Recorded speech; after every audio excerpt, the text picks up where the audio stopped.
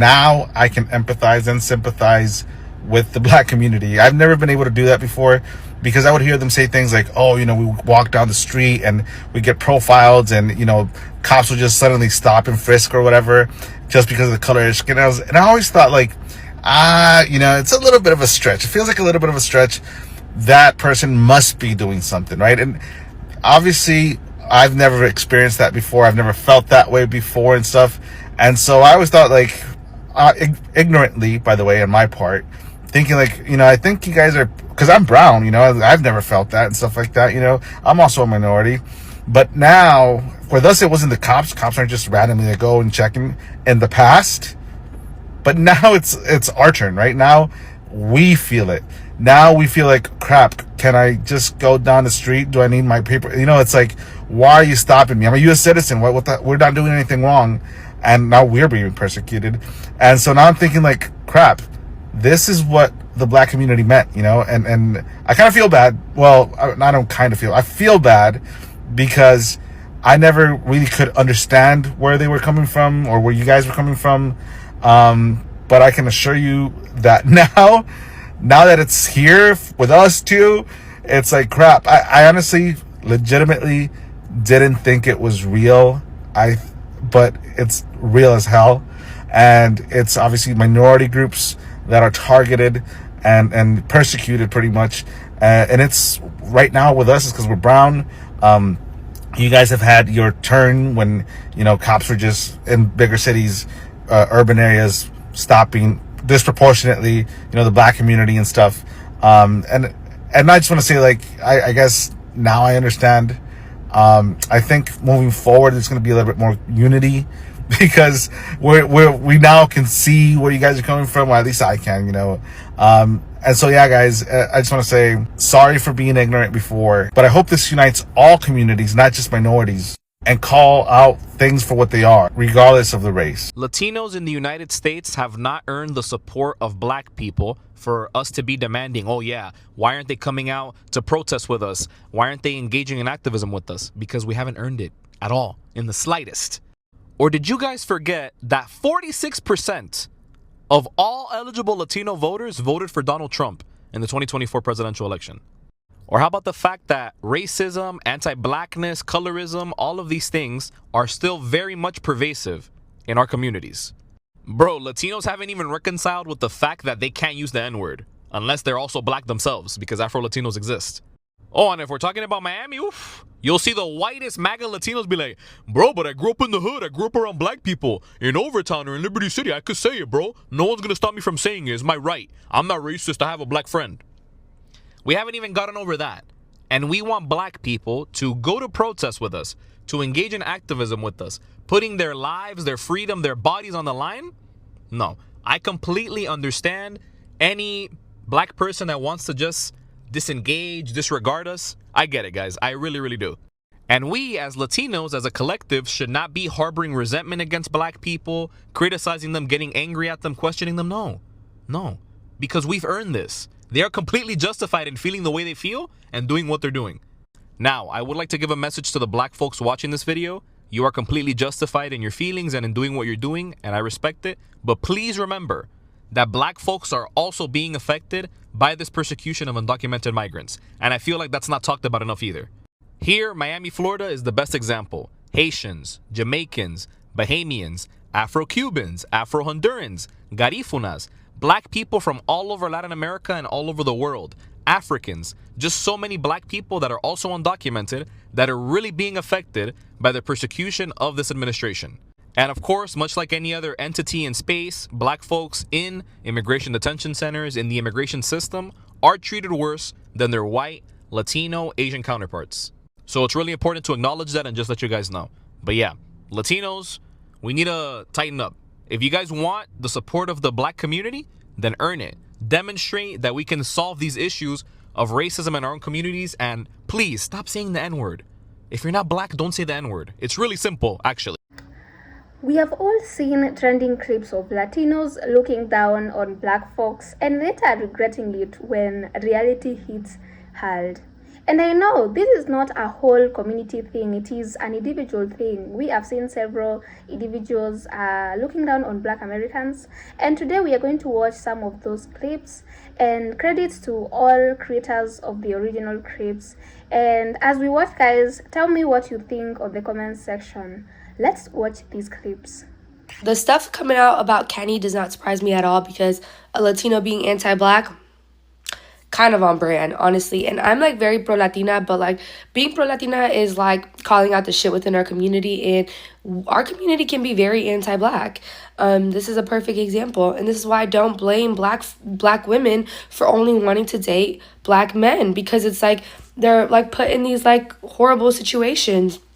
And this is also why I understand why Black women kind of side-eye Black men who only date outside of their race, because yeah, stuff like this, it's like a lot of times when it comes to non-Black people, and I noticed this, I'm gonna clock it, I noticed this with a lot of Latinas, they'll fetishize Black men, you know? It's like those types of Latinas that like say the N-word all the time and specifically only date Black men and get box braids, you know what I'm talking about? But it's like, in the same breath, you do all that and then they're anti-Black, or they don't call out the racism in their family and stuff like that. Like, it's just so, I don't know. And I'm not saying that like Black people can't be prejudiced towards Latino, that doesn't happen. I get it, but like we're not talking about that. What we're talking about is there is a very like serious like issue within our communities of just being anti-Black and colorist. That the whole saying of like, you know, when browner skin Latinos, like during the summertime when they're told like, oh, don't go outside, you'll get darker. Huh? Or hay que mejorar la raza. Huh? Or güeritos más bonitos. Huh? I think it's like we really need to make an effort as a community to start calling out our shit, okay? And honestly, I just feel so bad for Janae because she is such a beautiful, wonderful, that is a baddie, and she deserves so much better. So, yeah, I hate Kenny. Latinos of all backgrounds, do y'all not realize Black people are not the only people in this country? You got your Chinese Americans, your Japanese Americans, your Korean Americans, your Indian Americans, your Muslim Americans, your white Americans, and your own people. So why in Davy Jones' locker are y'all so pressed and mad at us because we not out protesting? Folks, we did the most effective protesting last November, and the data proves it. We protested when it mattered the most. We were not out here with whole productions talking about some "we will vote for Donald Trump." Y'all was out here with that foolishness, knowing full well, that y'all had a few abuelas, a few tios, tias, mijo, and mijas in your house undocumented. But y'all got y'all behinds on stage talking about some "we will vote for Donald Trump." And you think we supposed to be out here protesting, picket fence in hand, clowning like some monkeys in a zoo? No, sirree bop. We did what we were supposed to do. And y'all put y'all's own community in the position that it's in now. And y'all need to live with it. Go play with your kid. Go play with your girlfriend. I don't know. Go play with somebody, but you don't play with us. This is why we're staying at home. This is why we're not getting involved in anything. This is why I tell Black Americans, don't you do a thing more than what you have to do for our community. And that's just period. Don't do nothing. Because we as Black Americans, we have fought for these groups for a very long time. And what do we get in return? Videos like that. You're trying to use our clothing, lingo, the way we dress, trying to mimic us to protect yourself from accountability for you breaking federal law. You want to use us to shield yourself from accountability. And that's what Black America's been talking about forever. We're tired of being your shield when you have to deal with them white folk. Like the one video I saw recently, they were saying that. So this is what happens when you look down on someone or even a certain community, because life has a way of flipping the script. And karma, there is something that we call karma has lessons underneath it. So for these clips, it's about individual behavior, respect and consequences. And you see, most of these people follow a similar person. You'll see someone in a position where they act dismissive, make assumptions, and even treat a certain community like they are less than. And it's not always loud or obvious. Sometimes it's subtle. Ignoring someone, talking down on them, and assuming that they are not important. This moment reflects something real. How everyday disrespect can show up in these small interactions, and that is what is happening to the Latino community right now. So then there is a switch. Now the same people that are dismissive suddenly need help when immigration raids starts, and they also get corrected or even end up in an awkward or even humbling situation like the immigration raids. And often it's the same people that underestimate who has the knowledge, they hold the power or even end up on top, you know. Yes, so the Black Americans right now, they don't want to involve themselves with anything to do with other immigrants, because they feel like they had enough trouble, they had enough of these people disrespecting them and not even showing up for their own problems. Yes, so let's continue with the clips, guys, and then I'll come back with more comments. During slavery times, who were the ones who worked the fields? And if immigrants are taking those jobs, and now the immigrants aren't here to do those jobs, and now you can't get a higher education, who does he expect to go work the fields? So should you also be worried and stand up for everything that's happening? Should the Black and brown join forces? First of all, ma'am, we have always been the target. We are the first target. And we never remove ourselves from being targeted. See, we used to being targeted. You understand? See, we couldn't play footsies with white supremacy. See, we couldn't put white on our census. We are FBAs, period. That's number one. Number two, about jobs. Black people do any job. Trust me, I know. But the difference is Black people are going to be paid the right salary. Black people are not going to go to no field and pick no fruits and don't get paid for it. That's backbreaking work. The Latino community in America would be just fine if every last one of them was deported. You're talking about the ones who are illegal. Because not everybody in the Hispanic community are illegal. That's just bottom line, right? But you're saying about us joining together. Ma'am, we tried. We tried for years, even to the point that we were looking stupid saying Black and brown. That's how much we wanted a unification with Black and brown as a collective of people. We've said Black and brown need to join together, because if we together, we can literally run this country. Because between the Black community and the Hispanic community, man, we can really do a lot of headway. You understand what I'm saying? Oh, we deal with discrimination, you know, and all that. So we can relate. But no, ma'am. You need to do the research into LULAC and how they didn't even want to be classified as Mexican. They want to be classified as white. That's the big problem in your community, ma'am. Also, LULAC said about unifying with Black people, when they had a chance to unify with Black people, they said that they did not. That Felix Tiarina guy from LULAC, he said he did not want to unify with Black people. Let Black people fight their own problems, fight their own issues. I don't want nothing to do with them. I ain't trying to join with them. This is what people that lead your community, and LULAC is still in existence today. Do I regret voting for Donald Trump? 100,000 times yes. The mass deportation that is happening, I mean, the unconstitutional rights that are happening, all of the AI bills that are being signed right now. I mean, I can go on and on. The banning of different countries from coming into America, that was my last straw. And I think a lot of people who voted for Donald Trump also say the same thing. How does the Latino vote differ so much from the Black vote? Because we got our own white people. Oh. And people don't understand that we have all, and the assimilation possibility for Latinx, Latin people is higher. People can come from other parts of Latin America, marry white as like they're told to do, assimilate and assume a white identity that Black people cannot escape from. So they will continue to vote in that way, because to them that's upward mobility. And unfortunately for us, success means being patted on the back. Not all of us, because y'all gonna go crazy on Twitter. I ain't got a Twitter, so it's okay.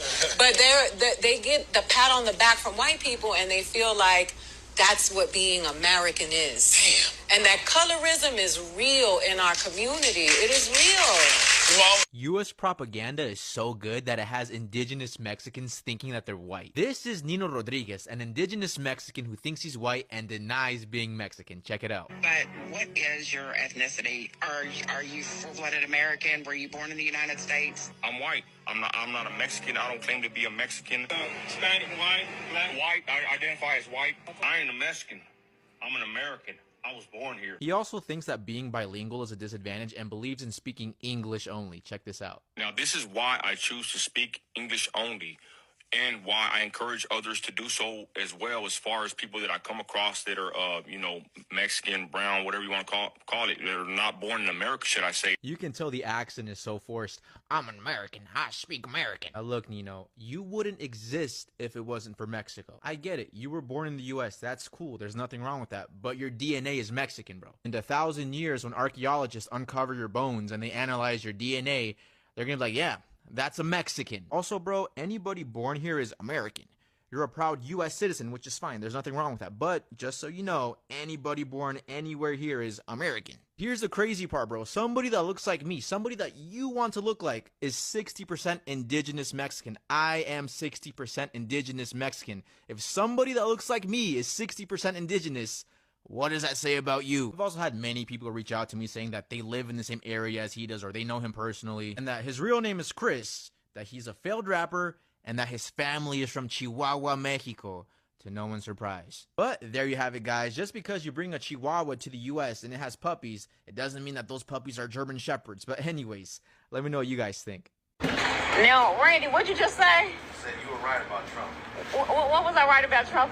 So in these clips, as we've seen, Latinos are acknowledging that they actually know why Black Americans are not supporting them, and they are not showing up for them right now, because they have not earned their support. They have always been against the blacks.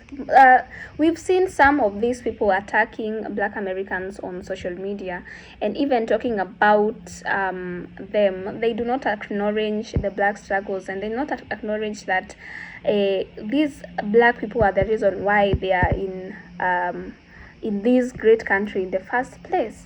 But some of them have realized the mistake, and you've seen all the corrections that I've shown you guys about all of these and what has been going on and what has led to the results that they are seeing right now, and what has led to them now acknowledging, actually, we the Latinos have been wrong, despite being maybe one person that is speaking, but one person can speak for the entire, the entire group, especially when it comes to the negativity. One person can make an entire community suffer, And in these scripts now, some are claiming that they supported the black movement, they stood by them, and even right now they don't want to stand with them. So they expect the solidarity thing without working on it. So there is this expectation of mutual support that if one group shows up, then the other should automatically return it, despite what they say on the social media. And here is where things get complicated. So some of the same conversation also include blame being placed on Black Americans for certain issues, misunderstandings about citizenships and deportation, assumption that Black Americans are immigrants and they should be sent away, and they could be. Some even assume that they will be sent away from America. And that is not what happens to a citizen. A citizen remains a citizen of a certain country unless if you are being naturalized and you commit a crime. That is when you can face the law. Well, we have also seen the response from the Black community, and not everyone sees the struggles as shared. Some Black Americans choose not to engage at all, not because they don't care, but because they have their own history and social issues. They don't even feel responsible for immigration debates, which is valid, or they don't feel the relationship has been consistent both ways, and that's the part where people don't always want to hear. So support isn't automatic, it is not guaranteed, and it's not transactional. Just because one group feels like they showed up, it doesn't mean that another group should feel the same or feels the same history and the connection or the same implication. And when those expectations don't match the reality, that's when frustration now turns into disappointment. So at the end of the day, this isn't just about one moment or even several viral videos. It's about different communities, different experiences, and different expectations of solidarity. And sometimes those expectations don't align. So the real question is, should support between communities be expected or earned over time? I know that is an obvious question, but I would love to hear your opinion, guys, because I know most of you have different opinions, and I would want us to jog our minds and have a discussion in the comment section below. And kindly, let's keep the conversation respectful. Yeah, so if you want more breakdowns like this, hit the subscribe button to join our family. I'll see you in the next one. Bye for now.